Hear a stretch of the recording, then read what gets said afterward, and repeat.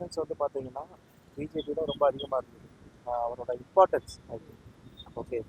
So இப்போ அவரை பிடிக்காம தான் வெளில வராரு. ஃபார் யங்ஸ்டர்ஸுக்கு இது ஒரு நல்ல வாய்ப்பு.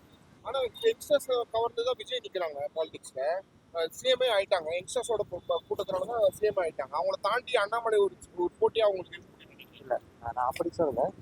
ஆக்சுவலாக அவரோட சிஎம் விஜயோட இது வந்து பார்த்தீங்கன்னா வேற. இப்போ அண்ணாமலைக்கு தனியாக நியூவாக கிரியேட் ஆவாங்க. ஃப்ரம் த டிராவலியன் பார்ட்டிஸ்லாம் இருக்காங்க இல்லையா, அங்கே ஒரு சிலர் இன்னும் வந்து பார்த்தீங்கன்னா ஃபுல்லாக கன்வெர்ட் ஆகாம தான் இருக்காங்க. இப்போ அடுத்தடுத்து எலெக்ஷன்ஸ் வரப்போகுது. அடுத்தடுத்த எலெக்ஷன்ஸ்ல நான் வந்து தனியாக நிற்க போறேன் அப்படின்னு சொல்லியிருக்காங்க அண்ணாமலை. அவர் அப்படி தனியாக நின்னாருன்னா நிறைய யங்ஸ்டர்ஸோட ஓட்டானது போகும். அப்போ விஜய்க்கு ஒரு போட்டியா அவர் இருப்பாரு அப்படின்றது கேள்வி. அது நடக்க வாய்ப்பு இருக்கா? அது இப்போ எதுவுமே ஜட்ஜ் பண்ண முடியாது. ஏன்னா இதுக்கு முன்னாடி இருந்த ஸ்டாண்டுக்கும் இப்போ இருக்க பார்ட்டிஸோட ஸ்டாண்டுக்குமே டிஃபர் ஆகுது. விஜய் வந்ததுக்கு விஜய்க்கு எஸ், அதாவது வேற ஒரு கூட்டணியிலேருந்து இப்போ வந்துருக்காங்க. ஸோ ஃபியூச்சரில் ரெண்டு பேருமே கூட சேர்றதுக்கு கூட்டணி வச்சு கூட இன்னும் பெட்டர், நான் பீட்டபிள்னு கூட சொல்லலாம் இல்லையா. ஸோ அதுக்கு எல்லாமே வந்து பார்த்தீங்கன்னா பாதி